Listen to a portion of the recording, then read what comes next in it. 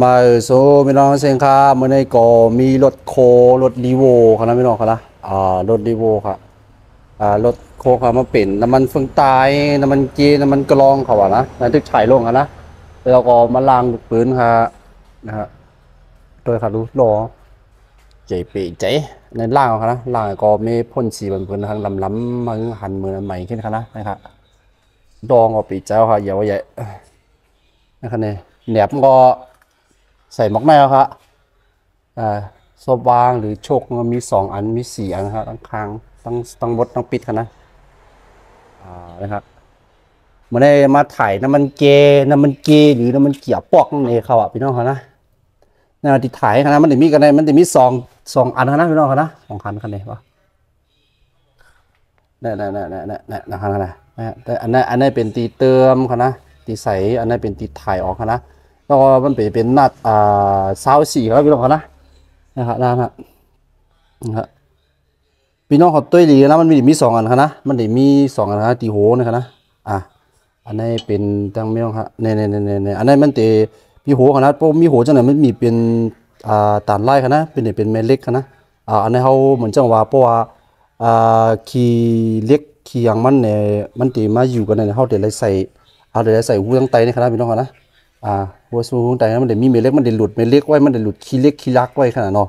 กูมันขึ้นขนาดนี้มันเดี๋ยวหลุดไว้ครับอันนี้ครับนะพี่น้องเขาจะใส่พริกกันนะอันนี้มีเม็ดเล็กครับนะ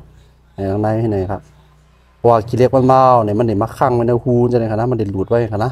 อ๋ออันนี้ใส่ยิงไตข้างหน้าพี่น้องครับนะเพราะเปลี่ยนเนี่ยอันนี้ใส่ยิงไตแล้วก็มันมีทั้งอันนี้ติ่มมีโหจะไหนอันนี้ใส่ทั้งเหนือครับนะพี่น้องครับนะเดี๋ยวไปใส่พริกกันครับนะอันนี้ก็เหมือนกันครับตั้งกระลองนี่ก็เหมือนกันนะครับพี่น้องครับนะกระลองนี่ก็เหมือนกันครับไอ้คำไปปั่นออกครับนะตั้งไตเนี่ยมันเดี๋ยวมีเม็ดเล็กแล้วก็มันเดี๋ยวตันเนี่ยครับนะ ตั้งเหนือเนี่ยมันได้เป็นโกงๆให้จังนะพี่น้องอย่าไปใส่พริกกันแล้วว่าใส่พริกแต่กำมันได้เป็นขี้เล็กขึ้นของเหนือมันนะในก็เจ้าหน้าปาดอีสังในขณะก็อันนี้ทำมันเป็นรีโวครับพี่น้องกันนะนี่ครับมันได้มีเครื่องมือมันครับนะนี่จะเป็นมีจักอุ้งครับพี่น้องกันนะว่าให้ใส่น้ำปลาอันแน่ในลีลาใส่ความในครับพี่น้องกันนะกิ๊กไว้มันอยู่ครับนะอย่างเสร็จบ่ครับนะครับ75W90ครับนะEBI GL หาเนี่ยมันเตรียมไว้อย่างนะเป็นน้ำมันเกนี่ครับเนาะเกธรรมดาเนี่ยมันใส่ไว้ละมือนำปาดงอนเด็ดเตรียมไว้อย่างนั้นพี่น้องนะอันนี้เป็นของเอเชียนเป็นของผลิตเป็นของโตโยต้าเลยนะผมใจของเต้ได้กวยนะเกเนี่ยเพราะว่าใส่น้ำมันก็ใส่เป็นอันดีกันเนาะนำปาดก็มันได้มีของปืนอันนี้ว่าใส่ขึ้นให้มันแมนขึ้นค่ะเนาะเพราะว่าแมนมันตีที่ตะกี้กวยเขากี้หยับหรือมันตีที่ตะกี้กวยไปก็มีขนาดเนาะพี่น้องเขาเนาะนะครับอ๋อรถโค้งรถใหญ่ๆกันนะ